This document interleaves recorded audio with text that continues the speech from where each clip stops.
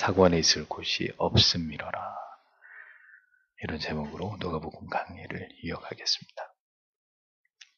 누가는 이제 그리스도의 출생의 즈음에 있었던 일들을 직접적으로 기록을 하고 있습니다. 그리스도께서 탄생하시던 그 시대에 존재했던 역사적인 인물들과 그리고 실제적인 사건들을 증언하면서 그리스도께서 이 땅에 오신 것은 전설이나 신화가 결코 아니라 역사적 사실이다라는 점을 분명히 밝히고 있는 것을 볼 수 있습니다. 역사 속에서 어떻게 메시아가 이 땅에 언제 어디에 오셨는지를 성경은 상세하게 기록하고 있는 것을 보여줍니다. 어떻게 이 위대한 구속사의 드라마가 이 땅에 존재했던 시간과 공간 속에서 펼쳐졌는지를 하나님의 백성들에게 명확하게 보여주고 있습니다.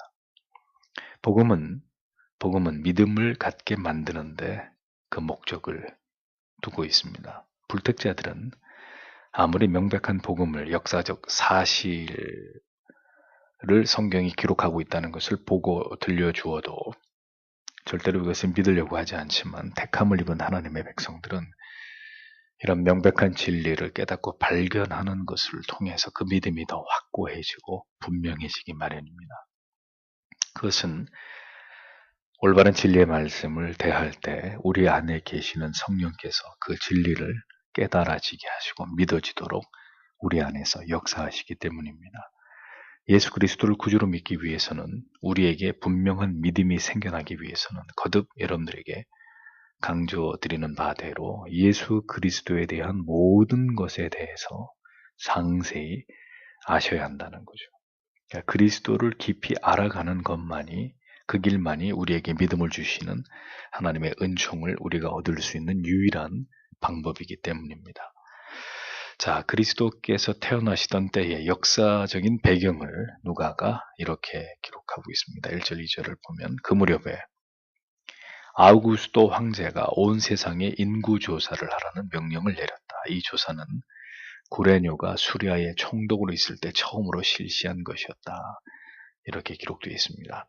성경은 옛날 옛적에 이렇게 막연하게 지칭하지 않고 이때에 엔타이스 헤메라이스, 바로 그때에 라는 표현으로 그리스도께서 이 땅에 오시게 되던 바로 그 역사의 한순간을 정확하게 가리키고 있습니다. 그때에. 그러니까 그때란 하나님의 위대한 역사가 일어나게 되는 그 시각을 의미하는 거죠. 바로 그 순간, 그 일이 일어나기로 정해진 바로 그 시각, 그 장소, 그 사람. 성경은 이렇게 하나님이 행하시는 모든 일들을 역사적 사실로 기록하고 있다는 거죠. 우리는 절대로 우연을 믿지 않습니다. 모든 일들은 하나님이 정하신 때에 정하신 장소에서 그 일이 일어나야 하는 그 하나님의 사람에게서 반드시 일어나게 되는 것입니다. 하나님께서는 그렇게 우리가 알지 못하는 시간 속으로 이끌어 가십니다. 그렇게 우리의 생애가 온전히 하나님의 손 안에서 하나님의 뜻과 계획대로 이루어지고 있다는 것을 우리로 하여금 깨닫게 하십니다. 그 사실을 우리는 기억해야 되는 거예요. 인생이 이렇게 물 흐르듯이 흘러가는 것 같으나 그 모든 날들이 우연의 연속이 아닙니다. 모든 것은 필연 속에, 하나님의 계획 속에, 내 인생 속에 일어나야 될 그 일들이 반드시 일어나도록 하나님이 그렇게 그 역사를 주관하고 계시고 그 일들을 진행하고 계신다는 거죠. 예수께서 태어나시던 때에 로마의 황제는 카이사르 아우구스투스였습니다. 그는 그가 관할하는 로마의 모든 지역에 대해서 이 아우구스투스가 칙령을 내리게 되는데, 그 내용은 로마가 지배하는 모든 지역의 백성들이 호적을 하라는 것입니다. 인구를 조사하는 것인데, 그 인구 조사를 왜 하느냐? 조세 때문입니다. 세금을 징수하게 하기 위해서. 아우구스투스는 로마의 공공집회 장소인 큰 포럼을 설치를 했고, 공공도서관을 건립을 했고, 대중을 위한 아주 호화로운 엔터테인먼트, 오락을 제공을 했습니다. 벽돌로 지어져 있었던 로마의 건물들을 대리석으로 대리석으로, 아주 호화로운 대리석으로 다시 새롭게 리모델링을 했던 그런 황제였습니다. 로마에서 최초로 자신을 신격화했던 그런 비범한 인물이 아우구스투스였습니다. 그에 의해서 유대 지역에 임명된 총독은 구레뇨였는데 그는 유능한 로마의 행정가이자 군인이었습니다. 주전 12년경에 집정관에 임명된 그런 인물이죠. 헤롯 대왕의 아들인 아켈라오가 분봉왕 자리에서 쫓겨난 뒤로 구레뇨는 주후 6년에서 9년 동안 수리아의 총독에 임명돼 있었던 그런 인물이었습니다. 그가 로마 황제 아우구스투스의 명을 받아서 이스라엘의 전 지역의 인구 조사를 실시하게 되던 그때에 일어난 일이라는 겁니다. 로마의 역사를 뒤져보면 이 이야기가 허구가 아니라는 것을 분명히 알 수 있는 거죠. 로마의 역사 속에 어느 한 시대 속에 분명히 일어난 일이라는 것을 우리가 분명히 확인할 수 있다는 것입니다. 인구조사는 모두 자기가 태어난 곳에 가서 인구조사에 응하는 것이 당시의 법이었기 때문에 나사렛에서 살고 있던 요셉은 자신이 태어난 자기의 본적인 베들레헴으로 이동을 해서 호적을 해야만 했습니다. 성경은 그래서 왜 마리아와 요셉이 베들레헴으로 나사렛에서 145km나 떨어져 있는 이 거리를 이동해야만 했는지를 설명하고 있습니다. 3절에서 5절을 보십시오. 그래서 모든 사람들은 각기 등록하기 위하여 자기 고향으로 갔다. 요셉도 다윗 집안의 자손이었으므로 갈릴리의 나사렛 동네를 떠나 유다 지방에 있는 다윗의 동네 베들레헴으로 올라갔다. 요셉은 자기와 약혼한 마리아와 함께 등록을 하러 갔는데 그때 마리아는 임신 중이었다. 이렇게 기록되어 있습니다. 자, 누가는 유대의 모든 사람들이 이 황제의 명을 따르기 위해서 자기들이 태어난 고향으로 가서 호적을 했다고 기록하면서 예수 그리스도에 관해서 기록하기 시작합니다. 요셉이 다윗 집안의 자손이었다라는 것을 밝히고 또 그가 살고 있던 나사렛에서 떠나서 다윗의 동네 베들레헴으로 향했다라는 사실을 밝히고 있습니다. 여러분, 이 사건은 절대로 우연이 아니라는 것을 우리가 알 수 있죠. 구약의 미가서 5장 2절에 메시아의 탄생에 대한 예언이 이렇게 기록되어 있습니다. 베들레헴 에브라다야, 너는 유다 족속 중에 작을지라도 이스라엘을 다스리는 자가 내게서 내게로 나올 것이라. 그의 근본은 상고의 태초에니라. 이렇게 기록되어 있습니다. 메시아가 어디서 태어난다고요? 베들레헴에서. 분명히 성경이 예언하고 있었던 거죠. 그러니까 로마 황제의 명령이 왜 하필 지금 이루어졌느냐? 요셉과 마리아가 왜 지금 베들레헴으로 이동을 해야만 했던 것이냐? 이 모든 일은 바로 성경이 예언한 대로 예수께서 바로 그곳 베들레헴에서 다윗의 자손으로 태어나셔야 했기 때문이라는 거죠. 그러니까 여러분, 역사 속에서 우연한 사건처럼 보이는 모든 일들이 사실은 하나님의 놀라운 섭리와 뜻 가운데 그분의 주권 속에 일어나는 드라마다라는 것을 우리는 기억해야 합니다. 근데 그 역사를 실제로 그 역사 속에 존재하고 있는 사람들은 몰라요. 그 일이 왜 일어나야 되는지, 왜 이런 일들이, 이런 사건이, 이런 사고가, 이런 대격변이 일어나는지를 그 시대에 살아가고 있는 사람들은 모릅니다. 알 턱이 없죠. 하지만 그런 모든 일들이 우연히 일어나는 것이 아니라 모두가 하나님의 계획과 섭리 가운데 일어나는 일들이라는 것입니다. 그러니까 세상의 군왕들이, 권력자들이 행하는 모든 일들은 그들이 자기의 권력을 가지고 자기의 일을 행하는 것처럼 보여도 사실은 그 배후에서 하나님이 그 모든 것을 통치하고 섭리하고 주관하고 계신다는 것을 우리는 잊지 말아야 한다는 것입니다. 그러니까 하필 그때 아우구스투스가 호적을 하라고 그렇게 명령한 이유는 바로 그 타이밍에 요셉과 마리아가 나사렛에서 베들레헴으로 이동을 해서 그곳에서 예수 그리스도를 낳아야 했기 때문이라는 거예요. 모든 일들은 절대로 우연히 일어나지 않습니다. 모든 일들 가운데 하나님의 뜻과 섭리가 드러나고 있고 그것이 진행되고 성취되고 있다는 것을 우리가 정확히 알아야 합니다. 하나님은 역사의 흥망성쇠를 또 개인의 길흉 화복을 주관하시는 분이십니다. 이 땅에서 일어나는 모든 일들은 우리의 생애 속에서 우리가 겪게 되는 모든 일들은 모두 궁극의 하나님의 뜻을 이루기 위한 섭리, 그 안에서 일어나는 일들이다. 이것을 신자는 분명히 믿어야 하는 것입니다. 그런데 제 말을 오해하지 마십시오. 그럼 내게 일어나는 모든 일들이 하나님의 뜻이냐, 하나님의 뜻이라는 의미냐? 그런 의미는 아닙니다. 하나님의 뜻 가운데 일어나는 일들도 있지만 하나님의 뜻이 아닌 일들도 일어납니다. 다만 하나님은 그것을 허용하실 뿐인 거죠. 자, 이렇게 얘기를 해야 모순이 되지 않는 것입니다. 그러면 하나님이 내가 죄를 지을 것도 다 알고 계시고 그 죄를 짓는 것도 하나님의 뜻이란 말이냐? 이렇게 얼마든지 여러분들이 오해하실 수 있지 않습니까? 일어나는 모든 일이 하나님의 섭리 속에 일어나는 일이긴 하지만 하나님의 허용적 섭리 안에서 일어나는 일이기도 하지만 그러니까 그게 전부 다 하나님의 뜻은 아니라는 거. 내가 죄를 짓는 것도 그럼 하나님의 뜻이냐? 그렇지는 않다는 것입니다. 다만 그것을 하나님이 허용하실 뿐입니다. 우리가 선택한 모든 길이 하나님의 뜻이라고 말해서는 안 되는 거예요. 그래서 다만 그 모든 일들이 일어남조차도 궁극에 나를 향하신 하나님의 섭리와 뜻과 목적을 이루는 과정과 수단이 될 수는 있는 거죠. 그래서 여러분, 하나님의 뜻에 우리가 순종한다면 우리가 당하지 않아도 될 많은 일들이 있단 말이에요. 우리 인생 속에서. 그런데 우리가 어리석고 무지해서 불순종하게 되면 굳이 하지 않아도 겪지 않아도 될 일을 우리가 자초하게 되는 거예요.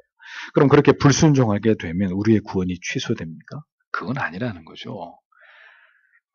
그 모든 생애와 그 수고로운 삶과 하나님의 뜻을 벗어나서 불순종함으로 말미암은 모든 고생과 고통까지도 결국은 하나님이 우리를 인도해 가시는, 우리를 빚어 가시는 과정 속에서 하나님이 다 사용하실 분이라는 거예요.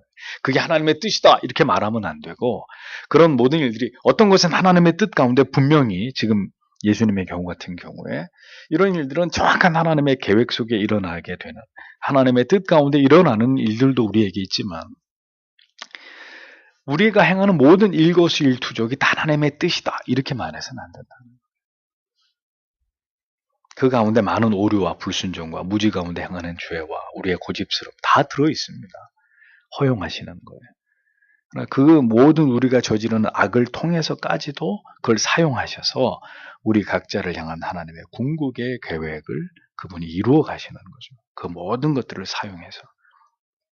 인간은 악을 사용해서 궁극의 선을 만들어갈 수 있는 능력이 없지만 전능하신 하나님께서는 인간의 오류, 인간의 악, 인간의 실수, 인간의 죄를 사용하셔서도 하나님의 궁극의 선한 뜻을 이루어 가실 수 있는 분이시라는 것에서 하나님과 우리는 분명히 차이가 있는 것입니다. 그러니까 그렇게 하지 않았더라면 좋았겠지만 그렇게 행하더라도 하나님께로부터 우리가 버림을 받는 일은 결코 일어나지 않습니다. 만약에 그 사람이 믿음을 떠나서 배도를 하지 않는단 말이죠. 그러니까 배도를 하고 하나님을 저주하고 욕하면 그렇게 드러난 그의 배도의 행위를 통해서 그가 택자가 아니었구나 이렇게 결론 내릴 수는 있어도 탕자처럼 믿음의 자리를 떠났다고 해서 그가 불신자냐? 그건 아닙니다. 왜냐하면 다시 돌아오게 하시는 하나님의 은혜가 있기 때문에. 그러니까 그렇게 행하지 않더라도 하나님께 버림을 받는 것은 아니다. 다만 그렇게 불순종하고 우리가 무지한 채로 세월을 흘려보내면 스스로 우리가 그런 것들을 선택한 만큼 어리석은 죄를 무지 가운데 우리가 선택한 것만큼 모든 시련과 연단은 우리의 몫이 될 수밖에 없다는 것을 우리가 잊지 말아야 하는 것입니다. 그러니까 하나님의 뜻은 오늘도 모든 역사 속에서 정하신 그때에 그곳에서 그 사람에게서 분명히 이루어진다라는 겁니다. 무지하고 어리석은 인간들은 그렇게 하나님께서 모든 역사의 배후에서 이 땅을 다스리고 통치하심을 인정하지 않을 따름입니다. 다윗의 자손으로 베들레헴에서 그렇게 예언된 하나님의 아들이 태어나시게 된 것을 누가복음 2장에서 정확하게 기록하고 있는 거죠. 하나님의 뜻이 이렇게 반드시 이루어졌다는 사실을 증언하고 있는 것입니다. 자, 결코 가깝지 않은 이 먼 거리를 요셉은 왜 굳이 임신 중이었고 산딸이 다가온 마리아를 데리고 간 것일까요? 그들은 아직 정식으로 결혼한 사이도 아니었습니다. 결혼을 하지 않았으니 요셉의 가문에 호적을 올릴 이유가 아직은 없었는데도 그러면 곧 결혼을 할 거니까 그걸 전제하고 함께 호적을 하기 위해서 간 것인지 아니면 결혼도 하지 않은 처녀의 몸으로 요셉이 없는 동안에 만삭의 상태인 마리아가 출산을 할 수도 있으니까 그녀를 그렇게 혼자 두지 않으려고 요셉이 그녀를 보호하기 위해서 어려운 길을 함께 했는지 성경은 정확하게 왜 만삭의 마리아가 그 먼 거리를 요셉과 함께 동행했는지는 밝히고 있지 않습니다. 다만 우리가 추측해 볼 수 있는 것은 성령의 인도하심을 따라서 하나님의 예언이 이루어지도록 하기 위해서 하나님께서 그렇게 섭리 가운데 마리아가 요셉이 함께 동행해서 베들레헴으로 향한 것이다. 이렇게 우리가 여길 뿐인 거죠. 보십시오. 만삭의 몸입니다. 뭐 지금처럼 교통편이 좋은 것도 아니고 원시적인 그런 시대에 그렇게 먼 거리를 이동한다는 일은 절대로 쉬운 일이 아니죠. 더구나 결혼한 신분도 아닌 아직 결혼도 하지 않았는데 배가 불렀다. 이 유대인들의 전통에 의하면은 이거는 심각한 문제죠. 도덕적으로 윤리적으로. 사람들에게 알려지기라도 하면 아주 곤욕을 치르게 될 수 있는 그런 상황인데도 어찌됐건 요셉과 마리아는 베들레헴으로 갔다 이거죠. 성경은 이렇게 단순하게 이 이야기를 기록하고 있습니다. 이게 뭘 보여주는 것이냐? 하나님께서 어떤 뜻을 이루고자 하실 때는 우리가 이렇게 단순해진다는 거예요. 단순해진다는 겁니다. 그러니까 그 하나님의 뜻을 이루는 방향으로 우리는 진행하게 돼 있다는 거예요. 많은 것을 생각하면서 갈 것이냐 말 것이냐, 두고 갈까, 같이 갈까, 뭐 이렇게 고민할 이유가 없는 거죠. 하나님께서 우리의 마음을 붙드셔서 그분의 뜻을 이루기 위해서 우리를 움직이실 때 우리의 마음 가운데 하나님이 그렇게 하나님의 뜻을 이루실 때 우리는 단순해집니다. 생각이 많아지지 않습니다. 그러니까 가다가 애를 낳으면 어떡하나? 가다가 어려운 일을 당하면 어떡하지? 가다가 우리가 부부가 아니라는 게 발각되면 어떡하나? 뭐 등등의 많은 것들을 우려하고 염려할 수 있는 상황임에도 불구하고 마리아와 요셉은 전혀 그런 걸 가지고 고민하는 적이 없습니다. 그냥 어찌됐든 그 둘이 베들레헴으로 간 거죠. 이런 상황에도 불구하고 하나님이 주시는 마음을 따라서 그 긴 여행 끝에 결국 베들레헴에 도착하게 됐다는 것입니다. 그러니까 그 모든 과정들이 하나님의 섭리였다는 거예요. 그래서 하나님의 섭리와 뜻 가운데 어떤 일이 진행될 때는 우리가 많은 것들을 생각하게 되지 않아요. 그러니까 우리가 생각이 많아진다는 것은 하나님의 뜻대로 하는 것이 아니라 우리의 생각대로 하기 때문에 이래서 안 되고 저래서 안 되고 자꾸 안 되는 생각만 하는 거죠. 하나님이 우리를 통해 어떤 일을 하고자 하실 때는 우리에게 그것이 가능하냐 불가능하냐라는 우리의 환경, 상황, 우리의 여건 같은 것들은 중요해지지가 않습니다. 하나님이 그것을 우리를 통해 하기를 원하신다 하면 그냥 가는 거예요. 하나님을 의지해서. 그래서 그 일들이 이루어지게 되는 것으로 결과가 나타나는 거죠. 요셉과 마리아처럼 말입니다. 요셉과 함께 호적하러 갈 때 마리아는 분명히 임신 중이었다는 사실을 성경이 밝히고 있습니다. 이어서 6절, 7절에 기록하기를 거기에 머물러 있는 동안에 마리아는 아기를 낳을 때가 되어 첫 아들을 낳아 포대기에 싸서 구유에 누였다. 왜냐하면 여관에는 그들이 들어갈 자리가 없었기 때문이다. 이렇게 기록되어 있습니다.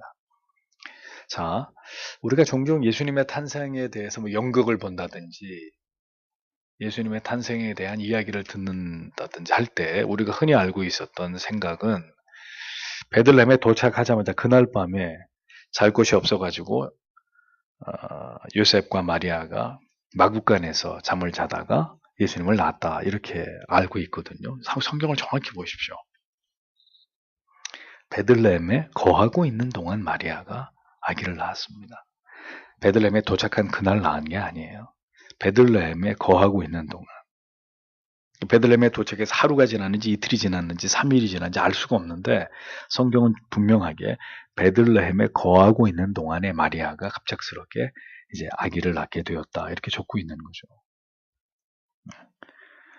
그런데 타지에 있던 사람들이 모두 다 호적을 하기 위해서 자기 고향인 베들레헴으로 올라온 상황이었기 때문에 그들이 유숙할 여관을 찾지 못하는 가운데 있었다고 성경이 적고 있습니다. 그러니까 그날따라 이제 또 하룻밤을 베들레헴에는 요셉이 머물 집이 없었다는 이야기죠. 이걸 미루어 보았을 때 연고지가 전혀 없는 거예요. 그러니까 그날 밤도 어디선가 객실에서 밤을 이제 보내야 되는데 방이 없었던 거, 객실이 없었던 것입니다. 유대인들의 가옥 구조는 복층으로 되어 있습니다. 2층에는 사람들이 머물 수 있는 숙소가 있고 1층에는 가축들이 머무는 공간이 있었습니다. 또 어떤 기록에 보면은 팔레스타인의 가옥 구조가 모두 이렇게 3개의 공간으로 되어 있는데 가운데는 사람들이 가족들이 모여서 사는 방이고 그 방의 이쪽 편에는 그 객실, 손님을 묵을 방이 있고 이 중간 방의 오른쪽 이쪽 또 한쪽에는 마구간이 있었다는 거예요. 그래서 우리가 생각할 때 마구간 하면 우리는 시골에 마구간이 어디 있어요? 집 안에 있어요? 보통 집 밖에 있잖아요. 집 밖에 이렇게 밖에 있단 말입니다. 근데 뭐 복층 구조든 뭐 단층 구조든 간에 어느 쪽이 정확한지 모르겠습니다만 중요한 것은 마구간이 집 밖에 있지 않았다는 거예요. 집 안에 있었다는 거죠. 그래서 아마도 요셉과 마리아가 축사에서 마구간에서 아기를 낳기는 했어도 아주 그 집안의 사람들과 인접한 곳에 있었기 때문에 그 사람들로부터 여러 도움을 받았을 것이다. 이렇게 여러 학자들이 주장을 하는 것입니다. 아무튼 숙소가 2층이든 뭐 옆방이든 숙소가 다 차서 요셉과 마리아가 가축들이 우거하는 그곳에서 아기를 낳아야 했다. 그러니까 아주 추운 저 바깥은 아니었다는 거예요. 자, 그래서 결국은 갑작스럽게 마리아가 아기를 낳았고 유대인들의 전통대로 이 강보에 싸서 이 천이나 이런 옷 같은 걸로 태어난 아기를 싸서 마땅히 둘 곳이 없으니까 마구간에 소나 말이 죽을 써서 먹는 구유에다가 아기를 뉘었다고 성경은 구체적으로 사실적으로 묘사하고 있는 거예요. 자, 그러니까 성경은 하나님의 아들이신 가장 고결하고 위대하신 존재의 출생을 이렇게 극명한 모순 속에서 담담하게 적어내려고 하고 있었던 겁니다.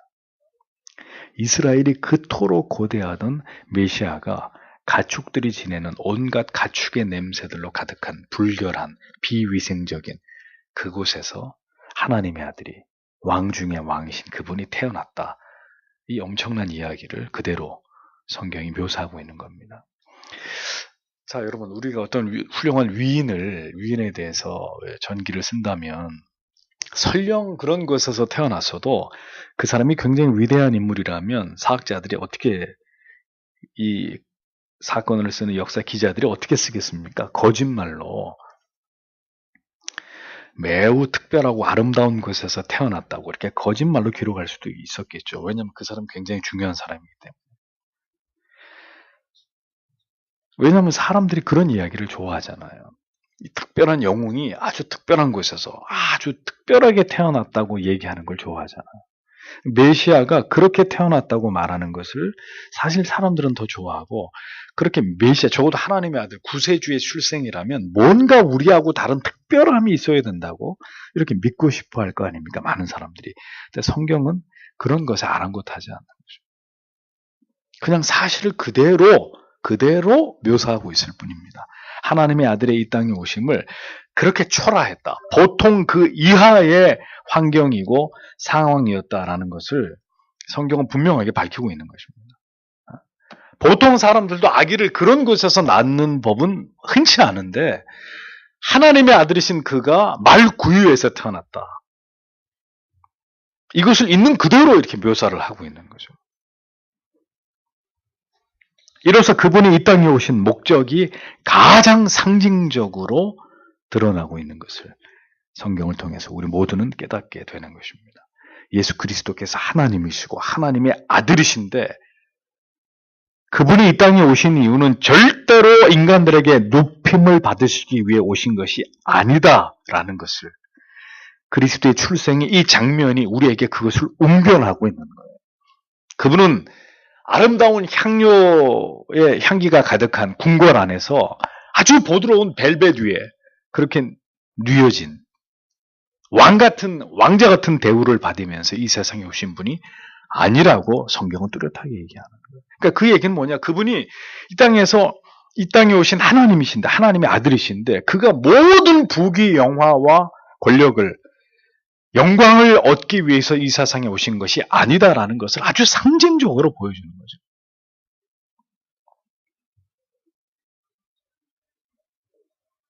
따라서 그리스도를 구주로 믿는 모든 하나님의 백성들의 삶도 이 땅에서 무엇을 지향해야 되는지를 정확하게 가르치고 계시는 것입니다. 그분의 오심은 섬김입니다. 그분의 오심은 희생입니다. 그분의 오심은 낮추심입니다. 그분의 오심은 아버지의 뜻에 복종하심입니다. 그분의 오심은 아버지의 뜻을 완벽하게 이루심입니다. 그분의 오심은 형언하기 힘든 사랑입니다. 그리스도께서 이 땅에 계실 때 가장 귀하게 여기신 것은 이 땅에서 자기가 받고자 하는 명예도, 영광도, 높임도, 존귀도 아니었습니다. 여러분, 삼위의 하나님께서는 인간들에게 높임을 받지 않으셔도 그분들은 지존하신, 세상에 그 무엇도 비교의 대상이 되지 않는 지극히 높으신 분들입니다. 가장 높으시고 위대하시고 영광 가운데 거하고 계시는 존재들이십니다. 그러니까 만약에 이 땅에서 인간들에게 높임을 받는 것이 목적이었다면 얼마든지 그렇게 하실 수 있었을 거예요. 얼마든지 숨을 죽이면서 오직 하나님만을 높이도록 인간들을 그렇게 처음부터 만드실 수 있으셨을 거라는 거예요. 그러나 하나님은 우리가 생각하기에도 그렇게 유치하신 분이 절대로 아니라는 거죠. 내가 만들었으니까 다 내 앞에 꿇어. 다 내 맘대로. 꼭두각시들처럼 손 올리라 그러면 손 올리고 발 올리 절하라 그러면 절하고. 하나님은 우리를 그렇게 만들지 않으셨다는 겁니다. 하나님께서는 어리석은 인생들이 아무리 하나님의 것을 망쳐놓아도 기어이 그 모든 것을 고치시는 분이심을 드러내고자 하셨습니다. 아무리 인생들이 자기들의 인생이 자기 것인 줄 알고 수없이 많은 죄로 자기 인생을 망치고 어리석은 삶을 살고 기어이 저주와 멸망을 향해 달려가려고 해도 하나님이 그들 가운데 자기가 사랑하는 자들을 기어이 구원으로 인도하셔서 아들을 통해서 그를 믿게 하시고 결국은 이 모든 일을 통해서 하나님이 나 같은 죄인을 얼마나 사랑하시는 분인지를 우리로 하여금 깨닫게 하시고 하나님의 그 선하시고 아름다운 계획을 이루시기 위해서 얼마나 놀라운 방법으로 지금도 이 세상에서 우리 안에서 일하고 계시는지를 하나님의 백성들이 알아가는 것을 그분이 기뻐하신다는 거죠. 그러니까 그분은 무슨 세상에 무슨 깡패 두목처럼 그냥 고개를 숙이고 이렇게 복종하고 이런 것만을 좋아하는 그런 유치한 하나님이 아니라는 거죠. 그러니까 이 세상을 다 망쳐놨어도 우리가 하나님이 자기의 영광을 지은 인간이 그 하나님의 나라를 하나님의 뜻을 산산조각 내버리고 그 다음에 하나님을 배반하면서 하나님을 믿지 않고 자기를 하나님처럼 생각하고 살아가도록 이 세상의 모든 인류가 그렇게 하나님의 뜻을 철저하게 거부하고 모두가 죄악된 길로 자기가 원하는 길로 달려가려고 마음을 먹었어도 하나님은 능히 이 세상의 모든 자들이 그렇게 생각하고 살아가려고 하는 그 방향대로 살아가도록 속수무책으로 바라보고만 계시는 그런 하나님이 절대로 아니라 그 속에 개입하셔서 그렇게 완전히 다 깨주고 부셔주고 파괴되고 어떤 희망도 남지 않은 그런 존재들 속에서 하나님의 위대한 뜻을 기가 막힌 방법으로 연출해 가시는 그 모든 것들을 하나님이 인간 인생들에게 보이시는 거죠. 그러니까 그것으로 그 하나님의 탁월성을, 그 위대하신 사랑을, 그 위대하신 하나님의 능력을, 그가 우리를 얼마나 사랑하시는지를 이 모든 역사를 통틀어서 이 땅에 존재했던 모든 사람들의 생애, 특별히 그 가운데 하나님께 부름받아 구원받게 된 하나님의 자녀들의 생애를 통해서 하나님이 그걸 보이시는 거예요. 내가 이런 하나님이다. 내가 이런 존재다. 너희가 모든 것들을 다 수포로 돌아가게 만들어 놨어도 나는 그것을 다 완벽하게 고쳐서 내 뜻대로 모든 뜻을 성취하는 나는 여호와다. 그러니까 여러분 어느 쪽에 하나님이 더 위대하십니까? 꿇어 해서 전부 다 복종시키고 우리 의지로는 어떤 것도 할 수 없게 통제하면서 평생을 그냥 우리가 로봇처럼 하나님께 복종하는 그런 삶을 살아가는 걸 이렇게 즐겨보시면서 좋아 잘하고 있어. 이런 하나님이 위대하십니까? 아니면 방금 얘기한 후자의 하나님입니까?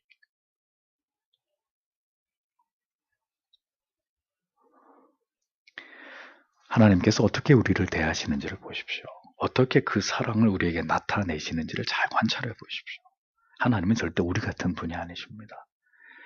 우리가 중요하게 여기는 것들을 그분은 중요하게 여기시지 않습니다. 우리가 생각하는 것 그 너머에 하나님의 뜻을, 그 높으신 뜻을 항상 펼치시고 그것을 이루어 가시는 하나님이십니다. 우리는 상상할 수도 없습니다.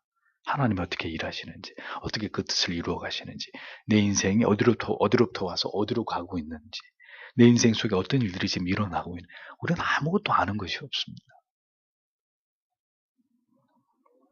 그런데도 중요한 것은 하나님은 실수 없이, 단 한 번의 실수도 없이 모든 하나님의 사람들의 인생 속에서 완벽하게 역사하시고 섭리하시면서 그들을 하나님의 분명한 계획 속으로 이끌어가고 계신다는 거죠. 그리스도는 사랑 때문에 오셨습니다. 오직 하나님과 깨어진 그 자녀들과의 회복을 위해서, 오직 그것만을 위해서 이 세상에 오신 고결하신 분이십니다. 다른 것은 아무것도 중요하게 여기지 않으셨습니다. 그래서 그분이 말구유에 오신 것입니다. 아무것도 중요하지 않기 때문에 우리를 사랑하는 것 빼고는, 우리를 그 죄의 영원한 저주, 지옥의 저주로부터 우리를 구원해 내시는 것 빼고는 그분에게는 아무것도 중요하지 않았기 때문에 말구유에 오시는 것도 마다하지 않으셨습니다. 우리는 나를 너무 중요하게 여기기 때문에 걸리는 게 한두 가지가 아니죠. 우리를 만약에 그렇게 대우한다면 우리 가운데 참을 수 있는 사람은 아무도 없을 것입니다. 주님은 우리를 사랑하시고 우리를 구원하기 위한 목적 때문에 모든 걸 버리고 그런 모습으로 오셨는데, 우리는 우리에게 가장 중요한 분이 주님이라고 말하면서도 우리의 주위에 우리 인생 속에 우리가 소중하게 여기고 있는 많은 것들을 포기하지 못합니다.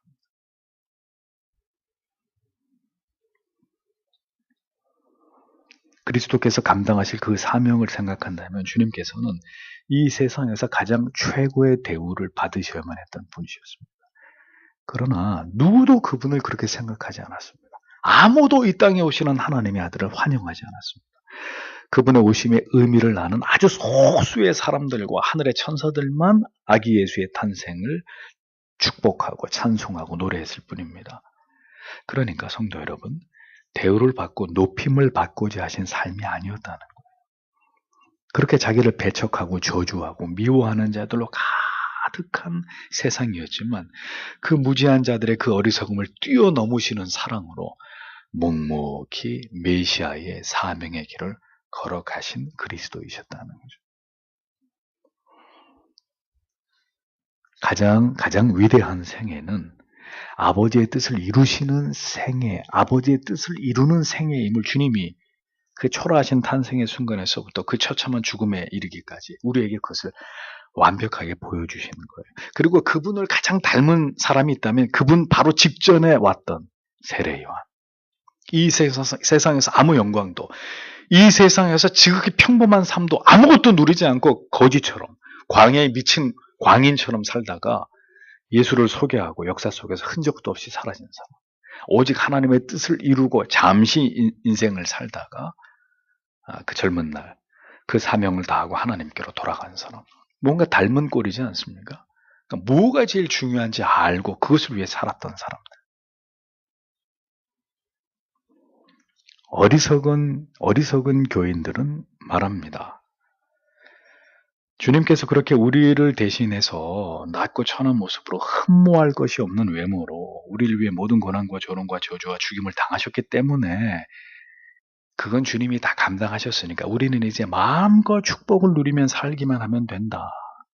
주님이 모든 죄의 짐을, 고통을 다 당하셨기 때문에 우리는 이제 세상에서 마음껏 형통의 복을 누리다가 영생에 들어가면 된다고 이런 이야기들을 합니다. 참으로 지극히 어리석은 말과 저급한 생각이 아닐 수 없는 거죠. 주를 쫓는 삶. 이 땅에서 그리스도인으로 살아간다는 것이 무엇을 의미하는지를 전혀 알지 못하는 자들의 천박한 생각이 아닐 수 없습니다. 묵을 객실조차 없어서 가축들이 머무는 곳에 그들의 여물통에 누여지셔야 됐던 주님. 여러분, 오늘도 우리는 그 아기 예수를 물끄러미 바라보면서 우리가 어떤 마음을 가지고 살아야 되는지를 생각해야 합니다. 그분이 만약에 왕궁에 왕자가 태어나는 그곳에서 모든 영광을 독차지하면서 그분이 이 세상에 오셨다면 우리도 그 영광을 소망하고 꿈꾸고 하나님 우리도 그것을 주십시오. 아들이 누리던 그것을 우리에게 주십시오. 라고 해야 할지 모릅니다. 그런데 그 반대였다는 거죠. 왜? 무엇 때문에? 하나님의 아들께서 세상의 모든 죄를 지고 가실 그 위대한 메시아께서 그런 모습으로 이 세상에 오셔야만 되는지를 신자는 깊이 생각해야 되는 것입니다. 내 인생이 무엇을 궁극의 목표를 지향해 살아야 될지를 구유에 누이신 그리스도를 쳐다보고 또 쳐다보고 또 쳐다보면서 생각해야 되는 거죠. 무엇이 인생의 진정한 가치인가? 어떻게 사는 것이, 무엇을 위해 사는 것이 진정으로 주를 쫓는 삶인지를 우리는 진지하게 생각해 보아야 합니다. 그 주님을 진정으로 닮고자 한 생애였는지를, 그렇게 온전히 하나님의 뜻을 이루기 위한 뜻이 하늘에서 이루어진 것 같이 땅에서도 이루어지기를 바라는 그것을 간절히 열망하는 삶을 나는 지금 오늘도 내 가정과 교회에서 살아가고 있는 것인지를 돌아봐야 되는 것이죠. 여러분, 주님의 오심에 주목해 보십시오. 그가 어떤 모습으로 이 땅에 오셨는지를 깊이 묵상해 보십시오. 부디 주의 오심을 깊이 생각하면서 우리의 한 번뿐인 삶도 나를 위한 삶이 아니라 아버지의 뜻을 내 인생 속에서 이루는 삶이 되기를, 오직 한 번뿐인 인생 속에 잘 먹고 잘 살고 부귀영화를 누리고 내가 원하는 모든 소원을 다 이루고 다 행복하게 즐겁고 재밌게가 아니라, 그것이 아니라 그러지 않을지라도 하나님의 뜻을, 그의 나라와 그의 의를 이루는 삶을 살다가 하나님께로 돌아가는 삶이 될 수 있기를, 그리스도처럼 그리스도를 사랑했던 많은 하나님의 사람들이 이 땅에서 보여주었던 그들의 삶의 궤적들을 보면서 우리는 그러면 어떤 삶을, 무엇을 목표한 삶을 진지하게 살아가다가 주의 부르심을 받을 것인가? 하나님 부디 우리의 인생의 길을, 그 길로 하나님이 이 땅에 우리를 부르시고 택하시고 우리를 하나님의 자녀 삼으신 그 분명한 목적을 이루시는 그 길로 하나님이 우리의 생애를, 우리의 남은 인생을 인도해 주셔서 아버지의 뜻을 이루어 드리고 주님 앞에 설 수 있는 그런 삶이 되게 해달라고. 그렇게 살아가는 삶의 무대로서의 나의 가정과 교회가, 우리가 살아가는 이 땅이 되게 해주시기를 오늘도 하나님 앞에 간절히 기도하는 우리가 되기를 바랍니다. 기도하겠습니다.